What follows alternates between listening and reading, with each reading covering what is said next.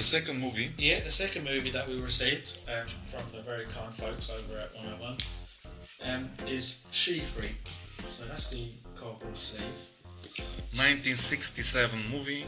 Yes. It's 1 hour and 23 minutes. Zodiac Killer was also similar. Like, very similar, yeah, it was. Yeah. Like less than 1 hour and a half.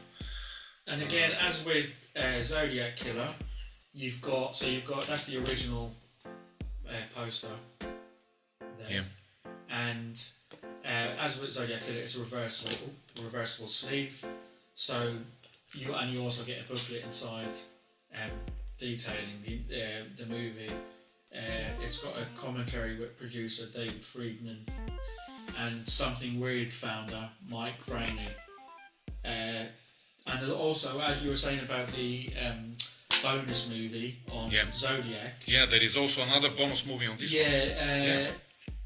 Where is it? How clever, can you imagine 2 movies? So you pay for 1 movie and you watch 2 movies. Yeah, because it's got it's basically Asylum of the Insane. So it's She Freak.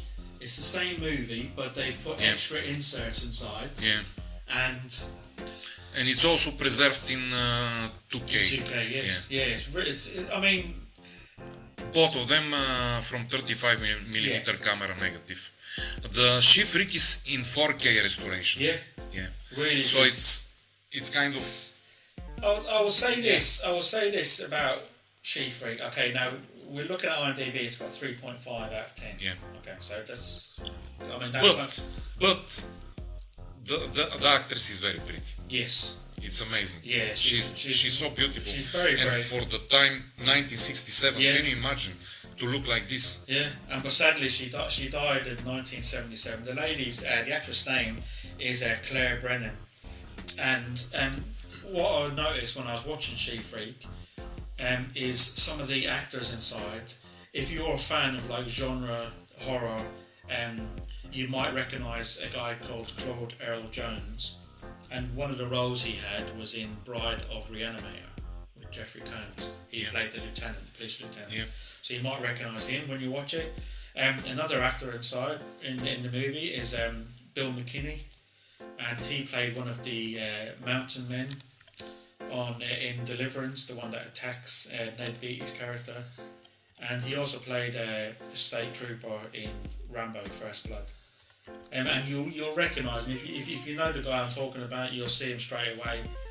He was obviously a lot younger in this, But I just wanted to point something here, John, because we also spoke about the previous movie that we kind of thought that Tarantino took the idea for Pulp Fiction from this movie, which also is in this movie, because if you think of it, it very much resembles the American Horror Story type of movie, So I was thinking, can you imagine how, it's kind of influenced, but it's not copying the whole movie, but just being influenced in a good way. If you watch movies all the way down through history, and obviously the ones, and then later on, films have always drawn inspiration from other movies. Yeah.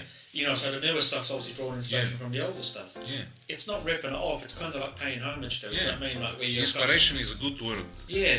So we thought in a way that they drew the inspiration for the American Horror Story. Yeah. The Freak Show. Freak Show. Yes. Yeah. And with Jessica Wang.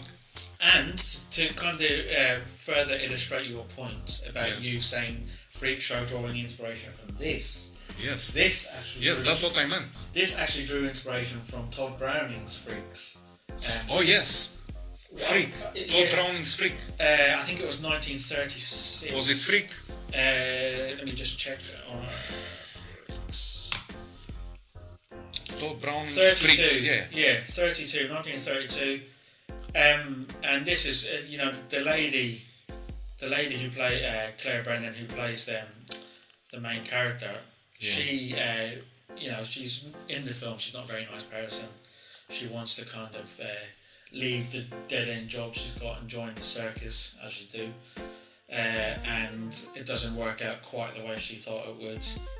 She's a very conniving sort of person, and it's all selfish. Her intentions are very selfish, and Yes. her intentions are very selfish, and her comeuppance is well deserved. So I think I would leave it at that without spoiling too much. If you've seen Todd Browning's Freaks, you might know the direction the movie takes. Yeah. And I just wanted to add here that both movies are with English subtitles. Yes. Yeah. And in English. Yeah. Yeah. Yeah, the English audio, English subtitles, yeah. Which is very helpful because... Yeah, because we watched But the audio is remastered on Yeah. both of the movies. And it's on...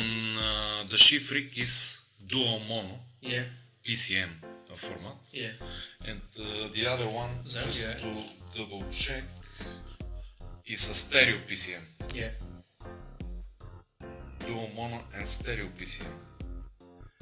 So region B and that's Zodiac region B Killer as well, is so both movies are region B. Yeah. The reason that would be the case is obviously American film genre film archive, sorry, AGFA.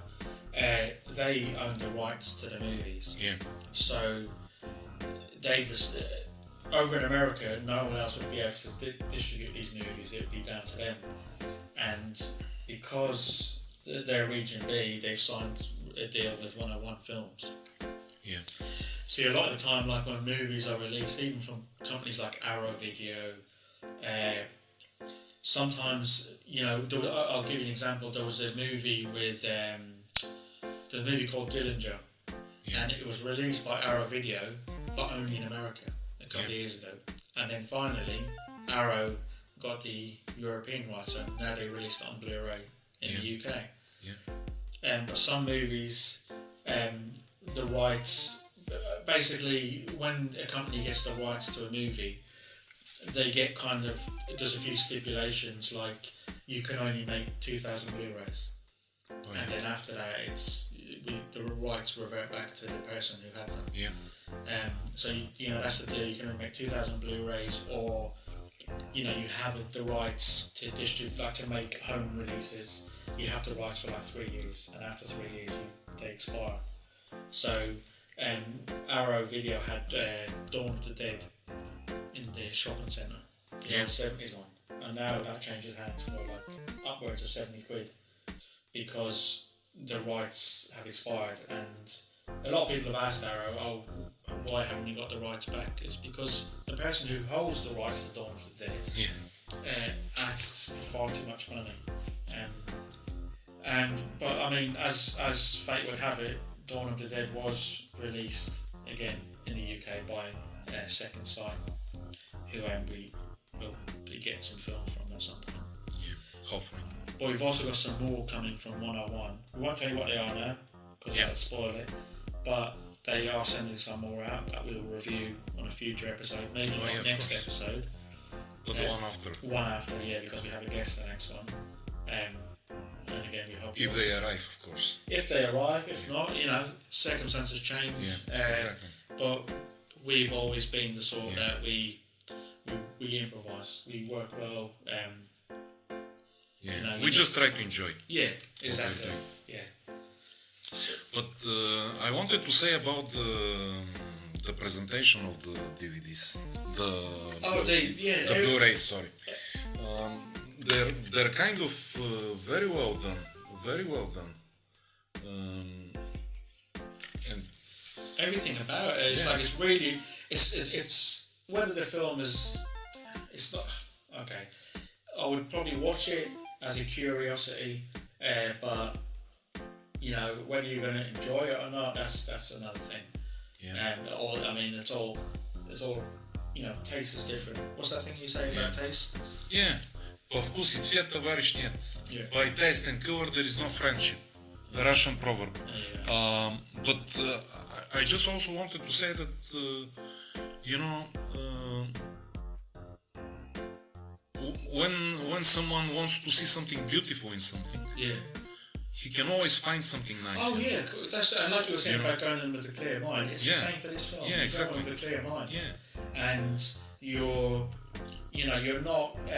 not kind of gone in there with, I'm gonna slate this film regardless. Yeah, exactly. You watch it. Yeah.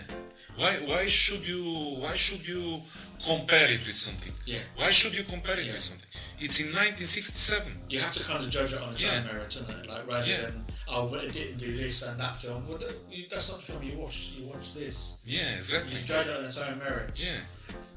I was a lot of the film is kind of slow because it shows the circus being set up, and it's just a little bit boring in terms of plot doesn't kind of move along until the later half of the movie. So it's almost like it was padded out. But the actors are giving 100%. Yeah, like in Zodiac, Yeah. again, actors Yeah. give 110%. You know, you can't fault them for effort and passion. Oh yeah. But For effort, I give 10 points. Yeah. 10 out of 10. Yeah. Because they do. They really do. In a lot of these lesser known movies, they do give 110%. Especially the main protagonist, Claire Brennen. Yeah. Yeah. Protagonist and antagonist. Yeah. Yeah, exactly. Yeah, the way it turns out. Yeah. But yeah, it's interesting. She was very pretty. Yeah. It's just an interesting time capsule. 1967. Can you imagine? Yeah, because it really